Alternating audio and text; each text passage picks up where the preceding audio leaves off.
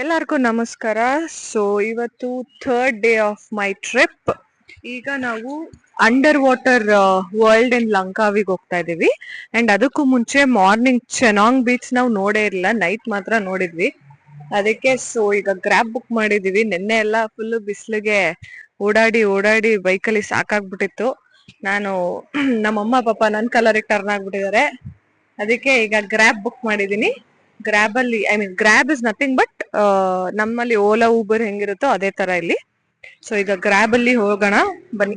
Okay, ಈಗ ನಾವು ಚೆನಾಂಗ್ beach ಅಲ್ಲಿ ಇದೀವಿ. ಸೊ ಇಲ್ಲಿ ಕಾಣಿಸ್ತಾ ಇರೋದು ಅಂಡರ್ ವಾಟರ್ ವರ್ಲ್ಡ್, ಅದಿನ್ನ ತೆಗ್ದಿಲ್ಲ. ಹೆನ್ಸ್ ಈಗ ತರ ಪರದಾಡ್ಕೊಂಡು ಹಿಲ್ಸ್ ಅಲ್ಲಿ ನಡ್ಕೊಂಡು ಹೋಗ್ತಾ ಇದೀನಿ. Moral of the story is, ನಮ್ಮೂರಲ್ಲಿ ಅಷ್ಟೇ ಹಿಲ್ಸ್ ಹಾಕ್ಬೇಕು, ಬೇರೆ ಕಂಟ್ರಿಗೆ ಬೇರೆ ಊರಿಗೆ ಬಂದು ಹಾಕ್ಬಾರ್ದು.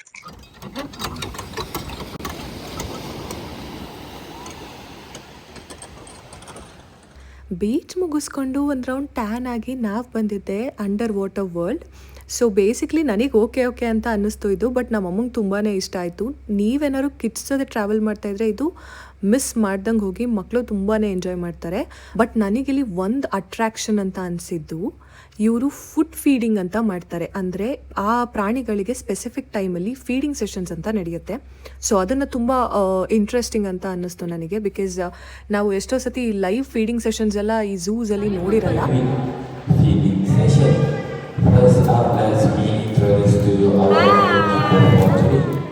ಪೆಂಗ್ವಿನ್ಸ್ನ ನ್ಯಾಚುರಲ್ ಹ್ಯಾಬಿಟ್ಯಾಟ್ ಹೆಂಗಿರುತ್ತೆ, ಅದ್ರ ಫೀಡಿಂಗ್ ಸೆಷನ್ಸ್ ಹೆಂಗೆ ನಡೆಯುತ್ತೆ ಅಂತ ನಾವಿಲ್ಲಿ ಕ್ಲೋಸ್ ಆಗಿ ಅಬ್ಸರ್ವ್ ಮಾಡಿಕೊಂಡು ಏರ್ಪೋರ್ಟಿಗೆ ಗ್ರ್ಯಾಬ್ ತೊಗೊಂಡ್ವಿ.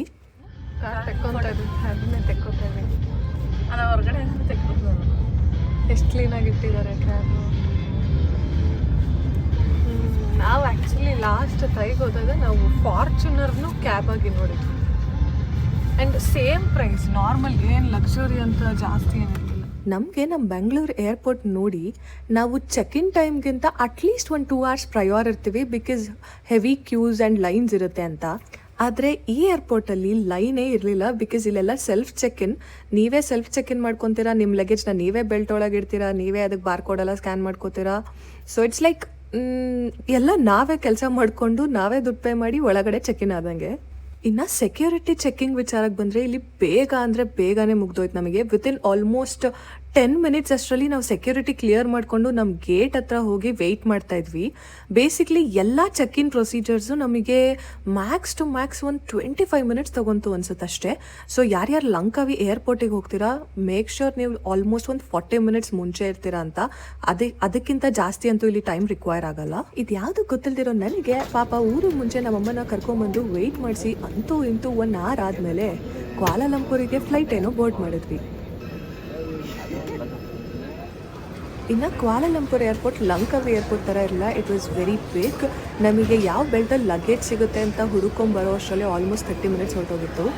ಹಾಗೂ ಹಿಂಗೂ ಕಷ್ಟಪಟ್ಟು ಲಗೇಜ್ ತೊಗೊಂಡು ಕ್ವಾಲಾಲಂಪುರ್ ಸಿಟಿಗೆ 3,000 ರೂಪಾಯಿ ಕೊಟ್ಟು ಇಬ್ಬರಿಗೆ ಟ್ರೈನ್ ಟಿಕೆಟ್ ತೊಗೊಂಡ್ವಿ. ಸೊ ಈ ಎಕ್ಸ್ಪ್ರೆಸ್ ಅಲ್ಲಿ 2 ಸ್ಟಾಪ್ ಬರುತ್ತೆ, ಒಂದು ಟರ್ಮಿನಲ್ 2, ಇನ್ನೊಂದು ಟರ್ಮಿನಲ್ 1. ಅದಾದ್ಮೇಲೆ ನೆಕ್ಸ್ಟ್ ಡೈರೆಕ್ಟ್ KL ಸೆಂಟ್ರಲ್ಲೇ. ಇದಕ್ಕಿಂತ ಬೆಸ್ಟೆಸ್ಟ್ ಆಪ್ಷನ್ ಅಂದ್ರೆ ಕ್ಯಾಬ್. ಸೊ ನಾನು ಗ್ರ್ಯಾಬ್ ಅಲ್ಲಿ ಚೆಕ್ ಮಾಡ್ಲಿಲ್ಲ, ಗ್ರ್ಯಾಬ್ ಆಲ್ಮೋಸ್ಟ್ 63 ರಿಂಗಿಟ್ ಇತ್ತು. ಅಂಡ್ ಮೋರ್ ಓವರ್ ಅದು ಕ್ಯಾಶ್ ಇಸ್ಕೊಂತಾರೆ. ಕ್ವಾಲಾಲಂಪುರ್ನ ಮೆಜೆಸ್ಟಿಕ್ ಅಂತಾನೆ ಹೇಳ್ಬೋದು. ಆ KL ಸೆಂಟ್ರಲ್ಲಿ ಮೆಟ್ರೋ ಇಳ್ದು ನಮ್ಮ ಹೋಟೆಲ್ನ ಹುಡುಕೊಂಡು ನಡ್ಕೊಂಡು ಹೋಗೋ ಅಷ್ಟರಲ್ಲಿ ನಾನಂತೂ ಫುಲ್ ಎಕ್ಸಾಸ್ಟ್ ಆಗಿಬಿಟ್ಟಿದ್ದೆ. ಸೊ ಇದು ಕ್ವಾಲಾಲಂಪುರಲ್ಲಿ ಸಿಗೋವಂಥ ಅಪಾರ್ಟ್ಮೆಂಟ್, ಅಂದರೆ ಸರ್ವಿಸ್ ಅಪಾರ್ಟ್ಮೆಂಟ್. ನೋಡ್ಬೋದು ಇಲ್ಲೆಲ್ಲ ಕೀ ಕಾರ್ಡ್ ಟ್ಯಾಬ್ಸ್ ಇರುತ್ತೆ. ಆ್ಯಂಡ್ ಆ್ಯಕ್ಚುಲಾಗಿ ಸೆಕ್ಯೂರಿಟಿ ಸಿಕ್ಕಾಬಿಟ್ಟೆ ಟೈಟಾಗಿದೆ. ಬಿಕಾಸ್ ಇಲ್ಲಿ ಟಚ್ ಮಾಡಿದ್ರೆ ಐ ಕ್ಯಾನ್ ಸಿ ವಿಸಿಟರ್ಸ್ ಯಾರ್ಯಾರಿದ್ದಾರೆ. ಆಮೇಲೆ ಸ್ಲೀಪ್ ಅಂದರೆ ಲೈಟೆಲ್ಲ ಆಫ್ ಆಗುತ್ತೆ. ಈ ಥರ ತುಂಬ ಕಂಟ್ರೋಲಿಂಗ್ಸ್ ಇದೆ. ಆ್ಯಂಡ್ ಇಲ್ಲಿ ಫುಲ್ಲಿ ಕಂಪ್ಲೀಟ್ ಫಂಕ್ಷನಲ್ ಕಿಚನ್ ಕೊಟ್ಟಿದ್ದಾರೆ. ಲೈಕ್ ವೈಸ್ ಇಲ್ಲೇನಿಲ್ಲ, ಸ್ಪೂನು, ಫೋರ್ಕು, ನೈಫು ಆ್ಯಂಡ್ ಪಾತ್ರೆ, ಪ್ಯಾನ್ಸ್, ಅವನ್ಸ್. ಸೊ ಎಲ್ಲನೂ ಕಂಪ್ಲೀಟ್ ಫಂಕ್ಷನಲ್ ಕಿಚನ್ನು. ಇದೆಲ್ಲ ನಮ್ಮದು ಐಟಮ್ಸು, ಅದೆಲ್ಲ ಅವ್ರು ಕೊಟ್ಟಿಲ್ಲ. ಆ್ಯಂಡ್ ಇಲ್ಲಿ dining table, refrigerator, also T V, ಇದರಲ್ಲಿ ನೆಟ್ಫ್ಲಿಕ್ಸ್, ಅಮೆಝಾನ್ ಪ್ರೈಮ್ ಎಲ್ಲನೂ ಇದೆ. And coming to the room, ಇಲ್ಲಿ ವಾಶ್ರೂಮ್ ಇದೆ. And room is the most important place. ಏನಕ್ಕೆ ಅಂದರೆ ಫಾರ್ ದ ವ್ಯೂ, ಇದು ಗ್ಲಾಸ್ ರಿಫ್ಲೆಕ್ಷನ್ ಇರೋದ್ರಿಂದ. ಸೊ ಇದು ನನ್ನ room view, night view. Actually ನಾನು 17th ಫ್ಲೋರಲ್ಲಿದ್ದೀನಿ.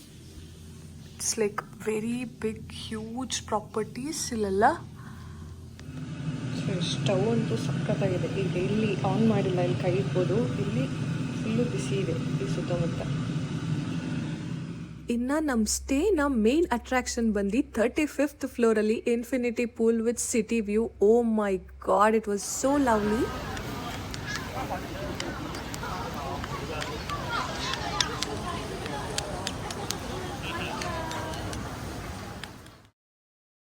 ಈ ಥರ ಸಿಟಿ ವ್ಯೂನ ಎಂಜಾಯ್ ಮಾಡಿಕೊಂಡು ಒಳ್ಳೆ ವೆದರಲ್ಲಿ ಪೂಲಲ್ಲಿ ಟೈಮ್ ಪಾಸ್ ಮಾಡಿಕೊಂಡು ಅವತ್ತಿನ ಡೇನ ನಾವು ಎಂಡ್ ಮಾಡಿದ್ವಿ.